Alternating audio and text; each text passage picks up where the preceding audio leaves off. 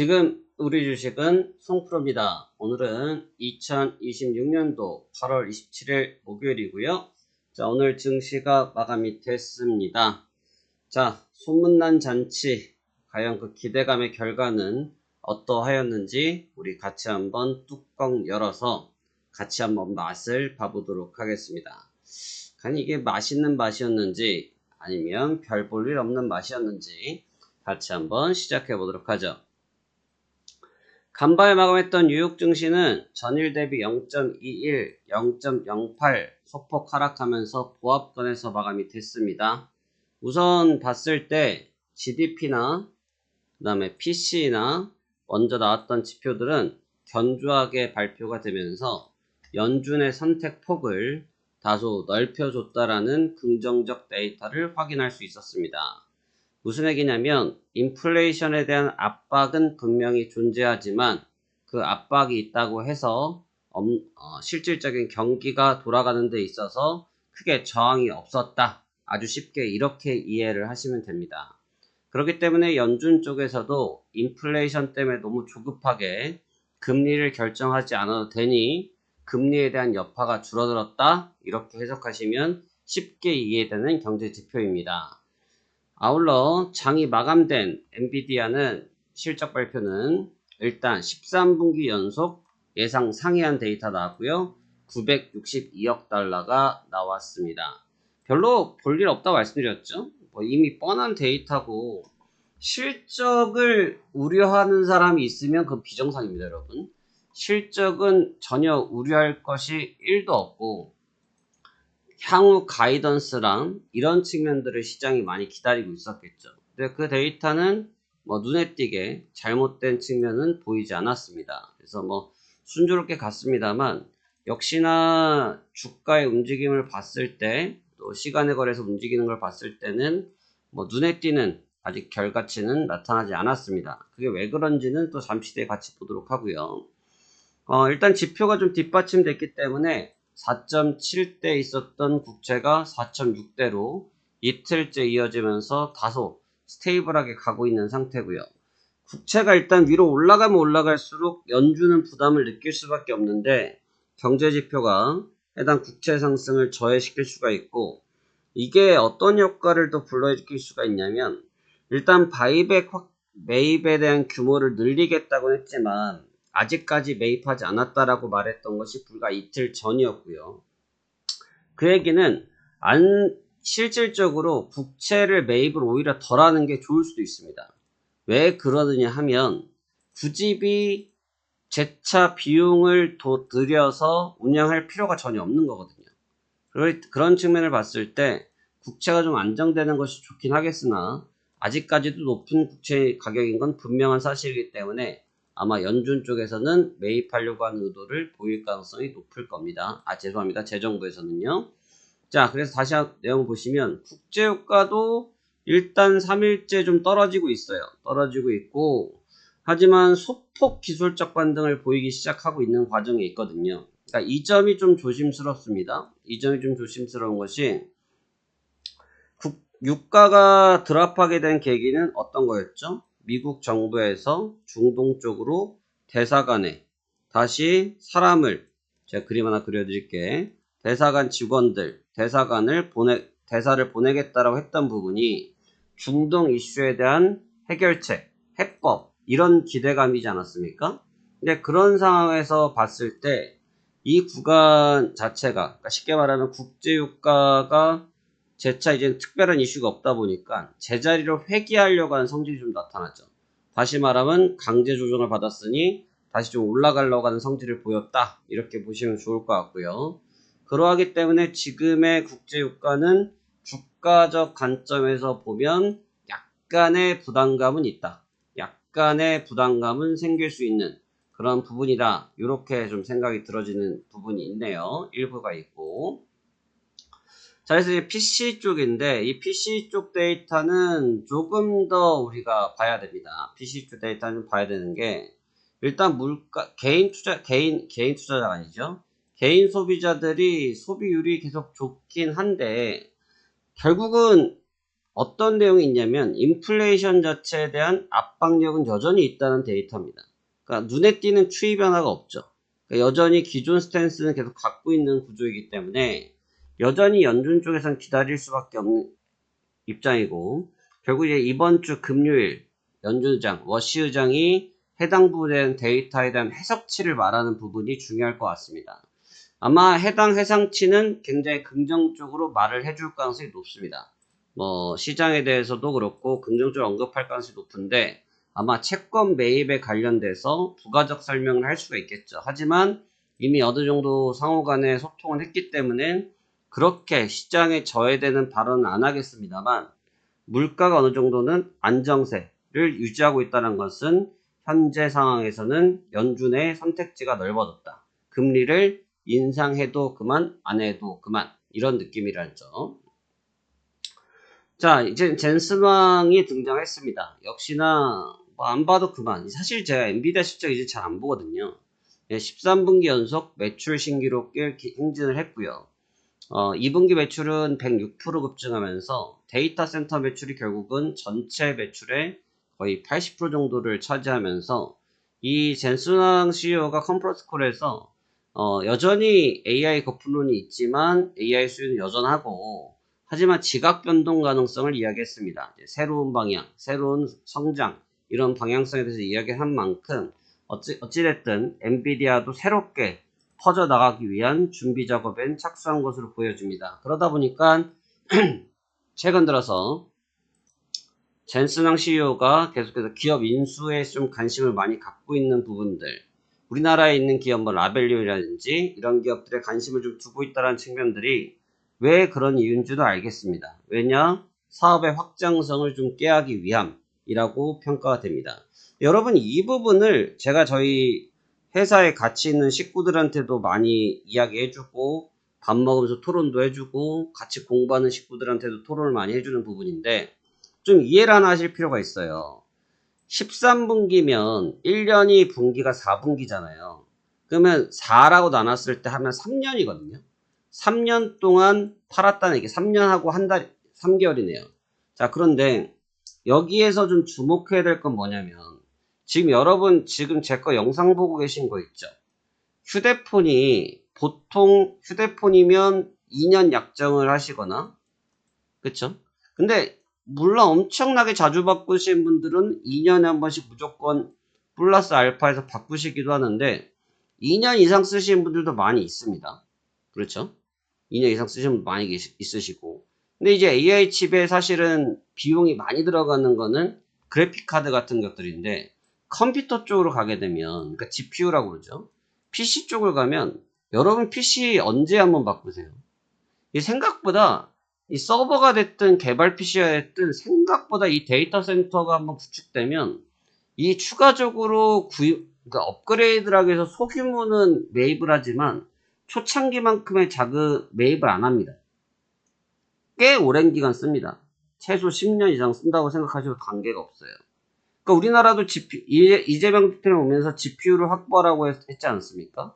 그러니까 그런 것처럼 그 장비를 사면 일단 몇 년 쓰는 겁니다. 이게 오늘 사고 다음 주에 죽어가지고 새로운 제품을 사는 구조가 아니거든요. 그 얘기는 어떤 얘기겠어요?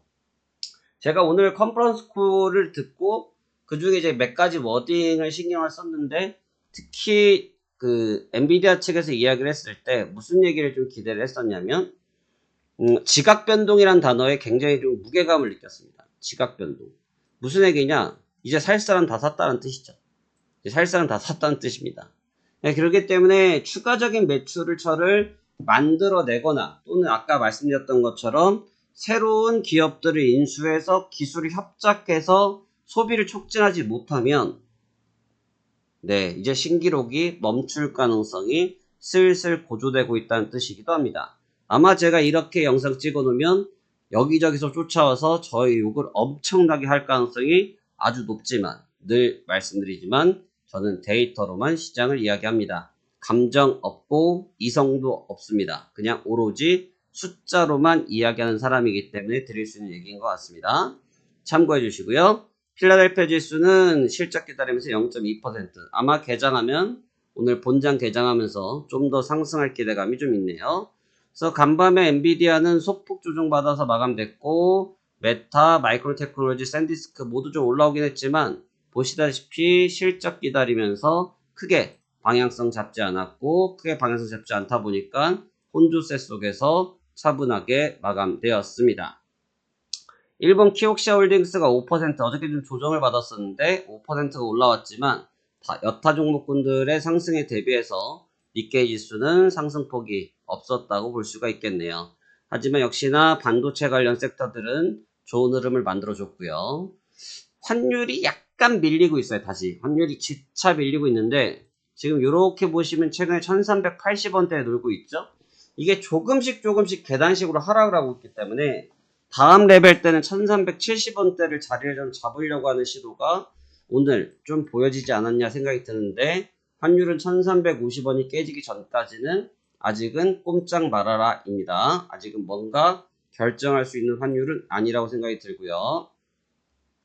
우리나라 지수입니다. 우리나라 지수는 오늘 1.53% 상승 마감, 코스닥 1.3%인데 제가 최근에 봤던 지수 중에 제일 예쁩니다. 지수가 올라서도 아니고 누가 뭐 많이 사서도 아니고 제가 최근에 봤던 증시 중에 가장 예쁜 증시예요. 왜 가장 예쁜 증시냐면 일단은 양대 지수가 너무 고르게 편차가 잘 이루어졌습니다. 이건 단순하게 지수가 올라왔다 내려왔다의 의미가 아니라 이것만 놓고 이야기했을 때 종목군들이 고르게 움직였다는 뜻입니다. 그래서 굉장히 전 좋게 보는 부분이고요. 하지만 내용을 보면 참 재미가 없습니다. 일단 첫 번째로는 한국은행이 2회 연속, 사실 이번에는 좀 동결 많이 예측했는데 2회 연속 때리면서 백투백 홈런을 쳐버렸고요. 금리 인상을 결정하여서 현행금리 3%까지 끌어올려 버렸습니다. 유동성을 잡겠다라는 의도긴 한데 사실 금리를 이렇게 급진적으로 올리면 거기에 미치는 파장이 생각보다 큽니다. 그래서 아마 여기에 따른 우리나라 경기 변화가 좀 다소 예측되어지는 데이터가 오늘 등장을 좀 했고요. 엔비디아 실적 바탕을 기반으로 해서 기술주들이 꾸준하게 올라왔던 측면이 오늘 좋은 증시의 흐름을 만드는 근본적인 원인이었고 중요했던 건 삼성전자와 SK하이닉스만의 움직임이 아니라 다른 종목군들로도 고르게 움직였습니다. 보시다시피 보통은 여기만 새빨갛고 여기가 파라거나 여기가 이제 보합권에 있는 경우가 대다수인데 여기가 강세를 치면서 다른 섹터들까지 아주 고르게 돌았다는 것은 좋은 의미죠. 근데 이 얘기는 뭐냐면 이제 시장 참여자들이 시장 자금을 어떻게 했다는 뜻이에요? 좀 분산했다는 뜻이죠. 시장 자금을 다소 분산시키면서 어떻게 했습니까? 이쪽도 자금을 좀 넣고 저쪽도 자금을 좀 넣으면서 고른 플레이를 좀 했다. 이 점을 우리가 좀 긍정적으로 평가할 수 있겠습니다. 그래서 오늘 대신 시장은 모양새는 예쁜데 제가 내부를 좀 들여다보면 별로라고 말씀드렸던 것이 외국인들이 최근에 한 이틀 동안 벌써 금액이 한 1000억대 정도 수준밖에 거래를 안 합니다. 매매 거래 규모가 너무 작아요. 그래서 외국인들이 좀 거래량을 좀 늘려줬으면 좋겠는데 아직까지도 거래량을 늘리지 않는다라는 측면은 뭔 얘기냐면 시장에 대한 확신이 좀 없다는 뜻이죠. 외국인들이 만약에 시장에 대한 확신이 좀 있으면 아마 강하게 드라이브를 걸어주는 모습들을 많이 볼 수가 있을 텐데 외국인들이 저 정도 금액 수준에서 계속 머물러 있다라는 것은 본인들이 아직은 시장을 어떻게 끌고 가야겠다라는 확고한 의지가 없다는 것이 데이터에서 고스란히 드러났습니다. 그래서 모양새는 괜찮았으나 실질적인 내부를 열어봤을 때는 특이점이 좀 없었다라 볼 수가 있겠고요.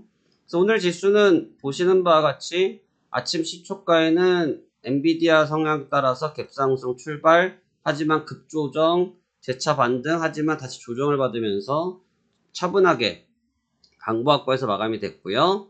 그 다음 코스닥 같은 경우도 역시 마찬가지인데 아마 이건 금리 결정 여파가 있어서 그런 변화가 좀 있었습니다. 하지만 보시면 제가 늘 말씀드리다시피 코스피가 인기가 많긴 하지만 코스닥도 무시를 못하는 게 코스피는 순간적으로 이런 식의 급락이 나와서 좀 무섭거든요. 근데 코스닥은 굉장히 차분하게 해서 올려주고 있죠. 완벽한 계단식 패턴을 계속 그리고 있습니다. 그러니까 이러한 계단식 패턴을 그려준다라는 것, 이러한 계단식 패턴을 끌고 갈 수 있다는 측면이 상당히 반가운 소식이고요. 이렇게만 풀어가 준다라고 하면 아마 중소형주가 지금과 같이 고르게 선순환할 수 있는 사이클을 보여주지 않겠느냐라는 기대감이 만들어집니다. 오늘 삼성전자가 1.72, SK하이닉스가 2.49% 정도 상승 마감했고요. 하지만 다른 종목군들, 그러니까 예를 들어서 보통은 삼성전자, 하이닉스, 삼성전기 또는 SK스퀘어에 4%, 5%씩 몰빵돼가지고 올라가 있던 것이 통상적이지만 오늘은 보시는 바와 같이 아주 고르게 업종별로 정말 대우건설이 이 타이틀에 올라온 거는 언제적인지 기억도 안 납니다. 대우건설이 올라온다든지 대한강통신, 두산에너빌리티, 물론 여전히 상위권은 삼성전자와 삼성전기 쪽, SK 쪽이지만 그래도 고르게 움직였다라는 긍정적 시그널을 확인할 수 있었습니다. 그래서 오늘 저희 종목군들도 무난하게 좀 수익이 났고요. 어저께는 5종목이 다 멋지게 수익이 났는데 오늘 3종목 9.24%, 오가닉 티코스, CP시스템 4.52, 파라텍시스 1.39%, 나머지 종목도 1%씩 수익이 났는데 그건 제가 찍지 않았습니다.